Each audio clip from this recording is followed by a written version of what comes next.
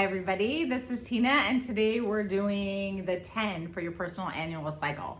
So as a review, you're going to take a birthday. I'm taking the birthday of my friend Kristen, and she was born February 9th in 1988. So you're gonna forget the 1988.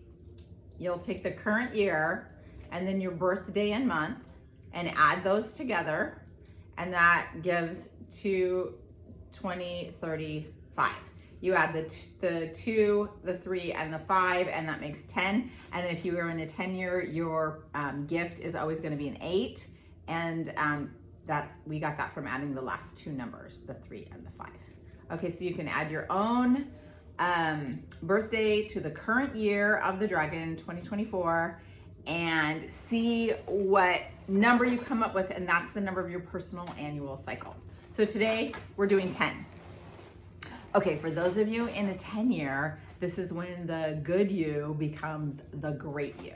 So 1 is the number of the self in Tantric Numerology, and then we add the 0 to get a 10, and it's the self exalted.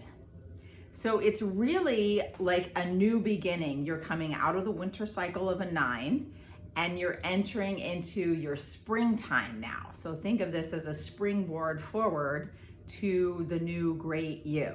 So you have the momentum of the 8-year, which is awesome because that's going to bring a certain amount of pranic energy and fire to what you're going to do this year. So you come out of winter, that 9 cycle where you didn't start anything new, and now you're going to you've had all that time to like really marinate ideas, and now is the time to do things that you didn't get to do last year.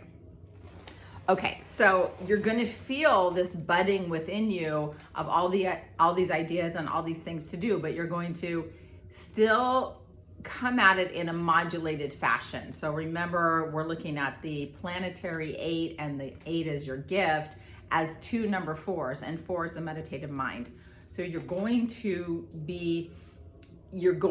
move forward, but just at like a really good pace so you can sustain it. You're stepping into leadership roles, just like in the 8-year, and you'll be feeling like, I don't know, like that you're gradually shaping your future, and you're revving up. You're revving up all year like a rocket, and then in September, the rocket like shoots off. You still have really great months before September, but just think of like the slow like revving up of the rocket ship, and then you're gonna take out. So it's really good, and I would say that you probably have a lot going on right now, but wait for like some major decisions until after March, and then after September 21st, you're gonna have like tons of clarity. That'll be the fall equinox. You'll have tons of clarity. And then March, we have the spring equinox. So right around the equinoxes, it's just gonna be clarity, revving up your rockets, and then you're gonna take off. Okay, so the 8 is also, remember, everyone is in the 8 planetarily, so breathing. Okay, your strong months are March, which is like especially around the equinox, like this glimpse of, oh, this is the new me. April, you're gonna take some action, like the plan is evolving. July is good for meditating and really coming to grips with partnering with the divine and which action that you need to take. And then, so July and September, like I said before, September. Okay, and then your weaker months, well, October is weaker, but not so bad, because you're 10. So you'll be in a 2, which can be negative mind in October. So just don't let the negative mind take off. And then December is favorable, but it could also be a challenging month. June, you could have doubts. August through September, avoid making like abrupt changes. in your plan, because your plan is evolving, and then you don't want to like all of a sudden August, September go, oh, never mind, I'm gonna do this now. You wanna like keep going in that steady pace.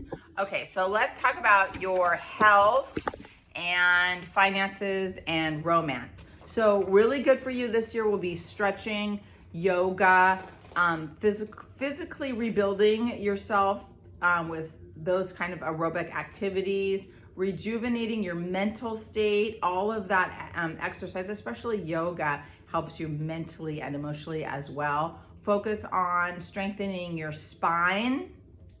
Sat Kriya is really good for that, and that's one of the things that you can do in a 10-year. If you don't know Sat Kriya, you can look it up. You can just type in SAT and then Kriya, Kriya. It's basically you're like this. You can't see my fingers, but they're, maybe I can adjust it. Yeah, so you still can. So you're like this and your fingers, and then your belly comes in and you go Sat Nam, Sat Nam, Sat Nam, and you're looking at the tip of your nose. So you can do Sat Kriya 3 to 11 minutes. That's really good for a 10. Archer pose is really good for 10. I meant to tell you in the beginning, the 10 is the radiant body in Tantric Numerology. So you're really shining your radiant body, becoming the new you. So all of that is good. Archer pose is really good for radiant body. Okay, your health gradually becomes more and more secure, especially if you have additional rest in February, which is this month. So be sure that you're getting adequate rest, and then you're in February, in May and August. February, May, and August, get a little more needed rest. It doesn't mean stop exercising, but just make sure that you're adequately nourished with enough rest. And then finances, you'll be introducing all these new ideas, and they should begin to flourish, and you should be going on a really good trajectory in your finances with prosperity. Be careful of false positives or in like investments or like major, I don't know, like off the wall financial or investment schemes in February, June, or August. Remember, those are like June and August, especially, like not so good of months. And that's where self-doubt comes in anyway. So don't do any risky investments. And then romance, nurture the romantic relationships that you have now, really going deeper into your partnerships, and also you're merging with the divine with that. The really good is embracing the divine feminine. Even if you're a man, embracing the divine feminine, because the divine feminine represents creativity. So Adi Shakti is a meditation that you can do, and I'll put the meditations in the notes. Okay, so Sat Kriya, flexibility of the spine is a super good one as well, because you want a strong spine. For courage, you can chant Chakra Chakara Vartee if you know that mantra. And I'll put that in the notes as well. Adi Shakti, I already mentioned. And then when you're doing the archer pose, you do that with a breath of fire. And breath of fire is equal inhale, exhale through the nose. And your belly is moving